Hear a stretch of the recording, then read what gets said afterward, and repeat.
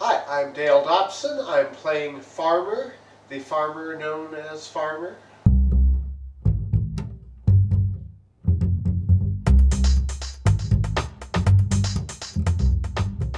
I've been acting on stage for about 3 to 4 decades, but on camera really just these past 6 or 7 years. Even when I was in college doing theater, I tended to get cast as guys in their 40s and older, so I just sort of felt like I should wait till I was in the right range.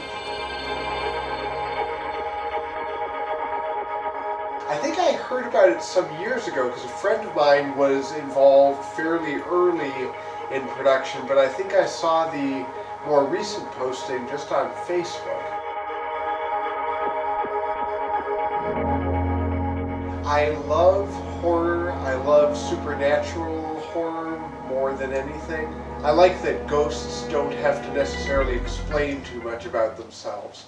Like werewolves, mummies, vampires, there are like rules, there are conventions around those types of horror elements, and that tends to lead to tropes. I feel like supernatural horror has a lot more room, has a lot more freedom to play with the idea or to just throw something at you out of left field.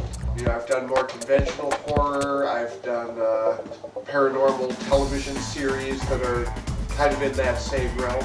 But Morrow Road was just an interesting concept, an interesting story. And the more I've learned about it, you know, reading the script and learning about the genesis of it, the more I'm like, oh yeah, I'm here for this.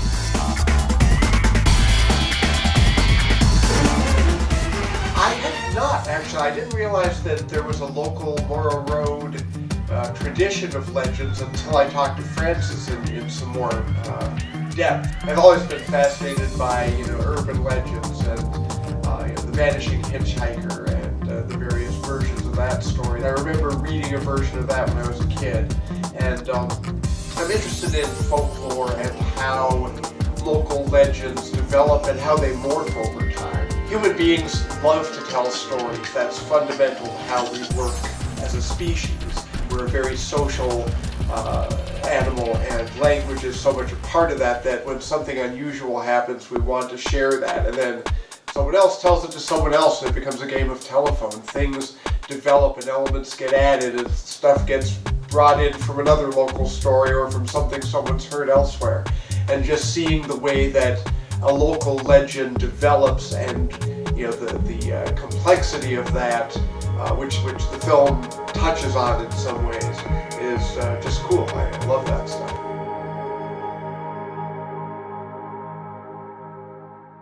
I think Morrow Road will be successful because it does the one thing that is really hard to do in horror, which is do something that's a little bit fresh. Horror as a genre is usually pretty good at recycling ideas and revisiting ideas and sometimes even just blatantly remaking things. And Morrow Road, because it in subtle ways tries to grapple with the legendary nature of the stories about Morrow Road, there's another layer of perspective there, and there's a reason to re-watch it and say, okay, now that I know the basic plot, let me look at it for thoughts and commentary sort of on the legend itself and the nature of legends. You know, some of my favorite you know, horror films are anthology films, and while Morrow Road is not that, it still has enough different story threads going on that it has some richness to it, and I think that will help it to stand out as a film. One of the things I like about it is how visual the script is, and how much I can see the film having a kind of a unique look. There are visual elements that reminded me very much of what I love about the fiction of Ray Bradbury and Clive Barker, that the script is not only detailed in terms of what you need to shoot, but also in terms of spending some time on the atmospherics. That's one thing you often don't know even when you're shooting the film, is really what it's going to look like. And I think the script gives a good sense of the rhythm and the visual elements of what's going to be shot. And that's just useful to know, you know, how are we going to stage this? How are we going to film this? How graphic or not graphic are the horror elements going to be? How magical are some other things going to feel? And I like that the script went into that detail. That is unusual. I've done other horror films where it's like, okay, there's a death that occurs here. It's described, but you don't really know what to feel until you're on set. I'm doing a film where I get burned to death, and I know I've got a stunt double, so I'm good. But I really don't know how that's going to look and feel. I have not been close to that kind of a stunt before. So the script basically just says, you know, what it says about the event, but I'm not going to know too much until I'm there. This, I feel like the script does a really nice job of laying out how the film is supposed to look and feel.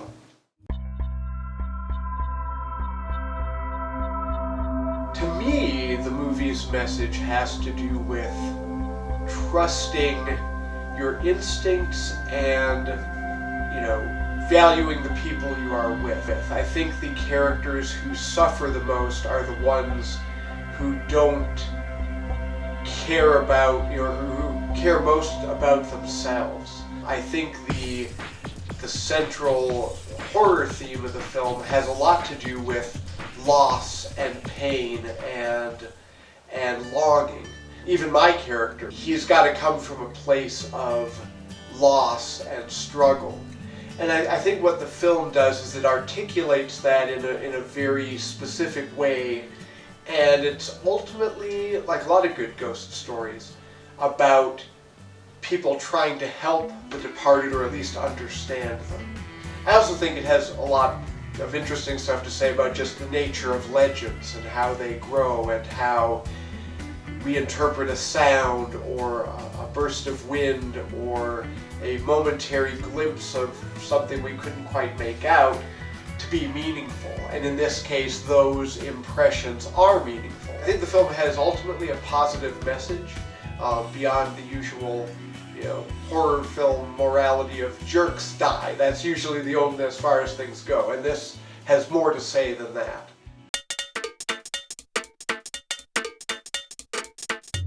Independent film always has financial struggles. It's always difficult to get everything you need to realize the vision. And a film like this that has a lot of roots in the local area, in the local legend, really benefits from the people nearest to it, you know, helping to support it with, you know, props or memories, letting your friends know that, hey, there's this film. If you own a place and you're approached to maybe use it as a location, you know, give it some serious thought, and if it makes sense, you know, please donate or provide what you can. This is a film that, you know, will explore some things, and, you know, maybe one of those things that broadens awareness of the community and the area and this beautiful part of Michigan. But understand that, hey, this is doing something for the community and giving back to and enriching the history, capturing some of the history of a community in a way that's better, you know, that's more accessible than like a walk through a local cemetery or something. Something that people from outside the area may see and, you know, want to come and visit. I can tell that he's passionate about the project, that this script has meaning for him, and that he's been, you know, working for quite a while to get the project on its feet. It's always a pleasure to work with people who are passionate about something. If your director's got passion, that's going to show on screen. That's how creative leadership kind of works, is that the energy at the top is what drives everyone else to do our best. If you know that the crew and the director are pushing to make this the best it can be, as a performer, you know, that's going to raise the bar and raise your own expectations for what is possible and what you can do. You trust and you follow because you believe in the vision, not because you're getting paid X amount or because it's a gig. You want to feel like this is a story that's important to share. And that may just be because it's entertaining, it may be because it has things to say, ideally it's both.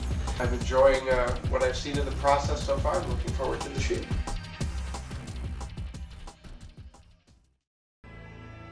Morrow Road is going to be something special, so check it out.